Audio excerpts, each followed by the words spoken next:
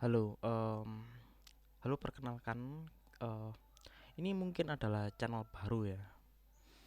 Entah namanya apa nanti saya nggak tahu.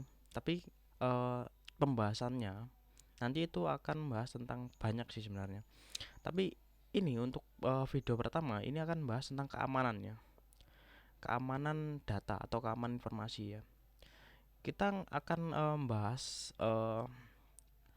salah satu hacker terkenal di dunia ya, atau masyarakat atau sekelompok orang, bukan masyarakatnya, sekelompok orang yang terafiliasi dengan atau dia itu tinggal di suatu negara. Nah, kita akan bahas tentang ini. Jadi, kita akan bahas tentang hacker Rusia ya. Jadi, mengapa sih banyak hacker itu orang Rusia? Kenapa sih nggak kayak apa namanya, kayak kenapa nggak kayak eh, Amerika atau negara lain?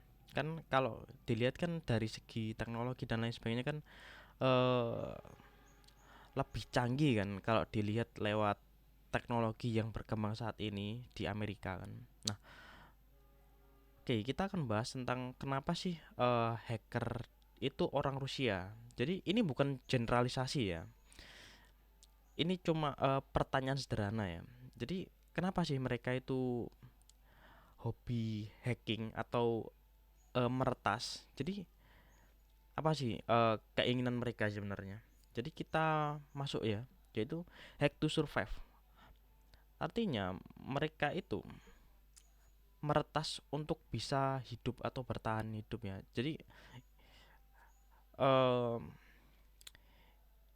kalau kita ngelihat cyber atau internet bawah tanah di Rusia itu penuh dengan misteri dan penuh dengan eh, bahaya ya. Itu adalah sebuah rules yang sangat harsh atau apa namanya ya.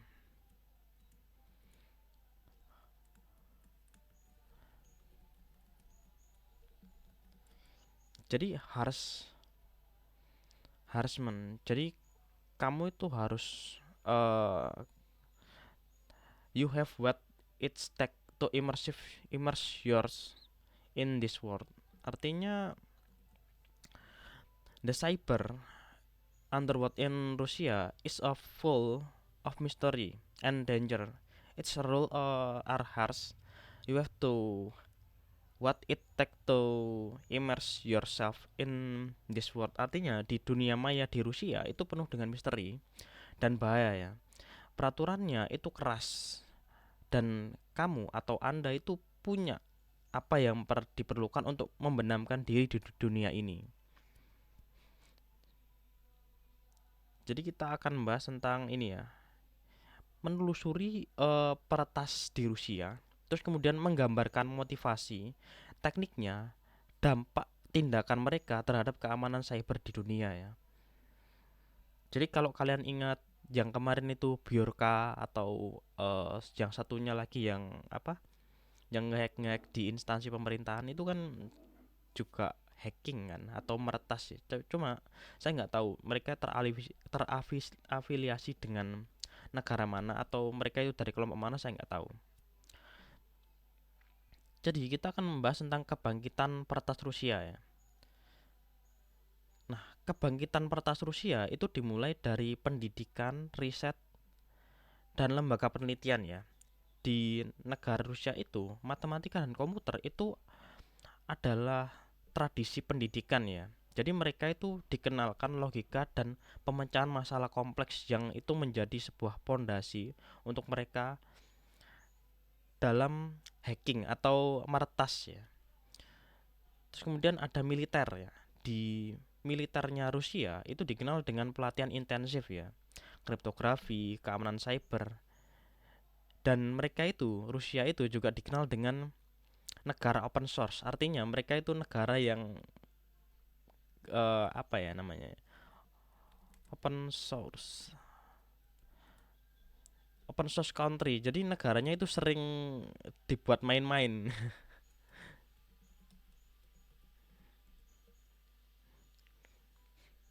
apa bentar.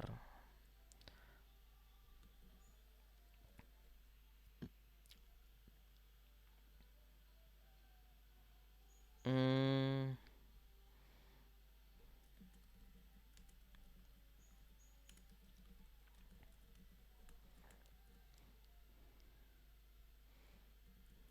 Duh. Haha. Dalam. Jadi yang saya pakai itu bahasa Inggris sih sebenarnya kan. Nah, apa sih yang disebut sebagai open source country? Nah, dalam penjelasan lebih detail itu contohnya negara yang menerapkan kebijakan open source dan dampaknya, kemudian perbandingan. Jadi kita bisa membandingkan ya kebijakan open source di berbagai negara ya. Open source artinya itu tidak ada yang secara resmi disebut negara open source ya, tapi beberapa negara itu memiliki kebijakan yang sangat mendukung penggunaan perangkat lunak open source dan data terbuka ya. Jadi mereka itu memanfaatkan data terbuka itu atau open source ini untuk penggunaan yang meningkatkan transparansi, partisipasi masyarakat, inovasi dan efisiensi dalam pemerintahannya. Tantangannya dalam implementasi open source itu juga mendapatkan tantangan seperti resistensi dari pihak tertentu, kemudian kurangnya sumber daya manusia ya, SDM ya, sumber daya manusia dan sumber daya teknologi yang dikembangkan atau sumber daya riset juga bisa ya. Kemudian kebutuhan akan keahlian si orangnya ya atau perisetnya atau orang yang berkecimpung di dunia teknologi ini ya. Nah, siapa aja sih yang bisa disebut sebagai negara open source? Itu banyak sih sebenarnya negara yang. Jadi sebenarnya negara open source itu adalah sebuah sindiran ya atau metafora yang terjadi ketika terjadinya kebocoran data dalam skala besar di suatu negara. Jadi kebocoran data atau data breaching, ya, data breach, data data breach ya, kebocoran data ya. Ya, jadi kebocoran data itu sering kali muncul sebagai reaksi atas kejadian kebocoran data. Sering terjadi di beberapa negara ya. Seolah-olah ini menjadi sindiran ya, terbuka untuk umum atau mudah diakses siapa saja. Jadi kalau kalian punya akses internet, kalian bisa buka datanya. Jadi kenapa sih terjadi kebocoran data? Nah, kebocoran data itu sering terjadi karena kurangnya keamanan data ya. Seperti penggunaan istilah ini juga mengimplementasikan, mengaplikasikan bahwa kurangnya perhatian terhadap keamanan cyber ya dari pihak pemerintahnya atau juga dari pihak itu apa namanya masyarakatnya, tapi lebih besar kemungkinannya itu ya dari si pemerintahnya, dari kebijakan pemerintahnya ya.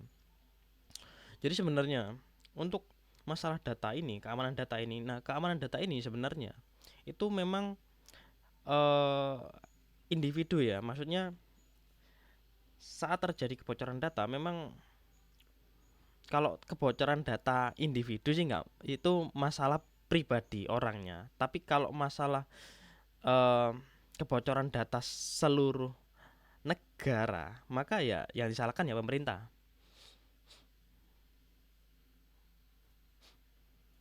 Oke, kemudian konsepnya ya. Konsep open source itu mulai dari perangkat lunak ya. Dalam konteks ini, itu perangkat lunak yang kode sumbernya dapat diakses, dimodifikasi dan didistribusikan secara bebas oleh siapa saja. Ini berbeda dengan perangkat lunak berlisensi tertutup ya, yang kode sumbernya itu dirahasiakan ya, beda ya. Terus kemudian transparansi dan kolaborasi. Nah, open source itu mendorong kita untuk lebih transparansi, kolaborasi dan inovasi. Mengapa sih beberapa negara itu disebut sebagai open source? Indonesia itu sering kali menjadi contoh negara yang dijuluki negara open source ya. Karena beberapa kasus kebocoran data besar-besaran yang sering kali terjadi ya. Terus kemudian ada juga negara lainnya. Negara lain itu juga sering mengalami insiden tersebut ya. Insiden serupa ya, itu kebocoran data ya. Penting untuk dipahami ya.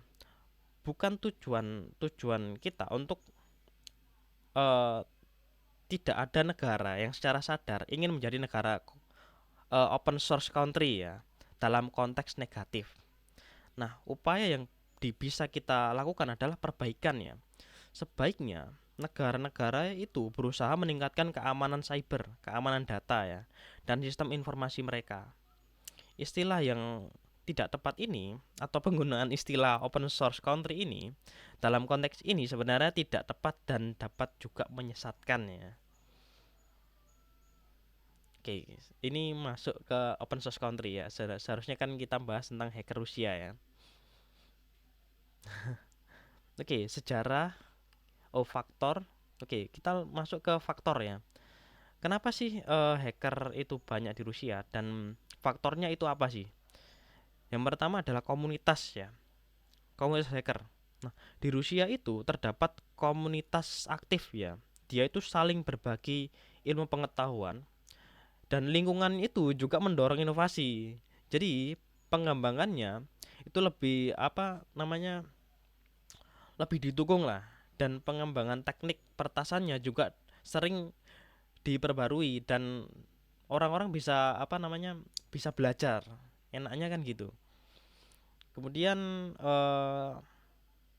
kita sudah bahas tentang faktor, kita juga bahas tentang sejarah, kemudian budaya hack atau mertas ya.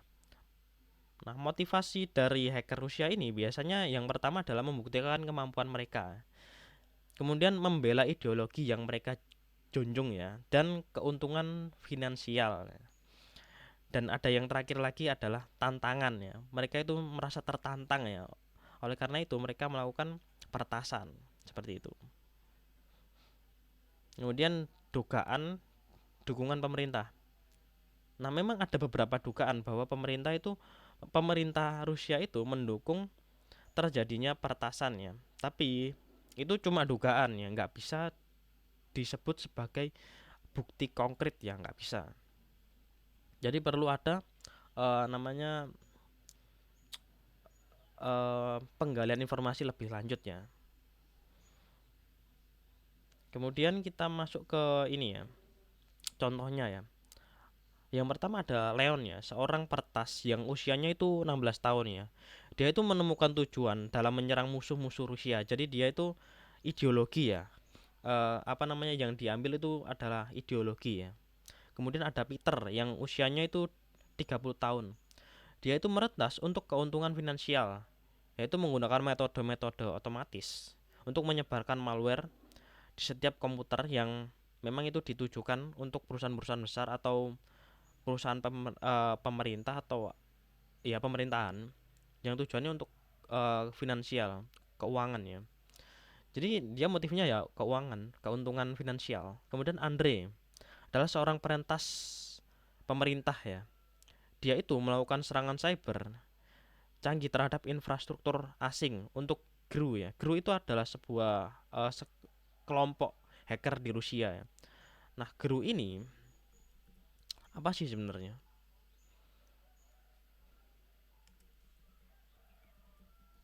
GRU Rusia.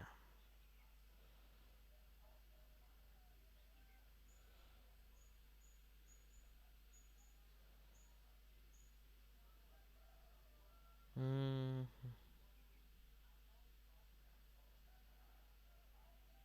Nah, GRU itu adalah sebuah direktoral intelijen utama.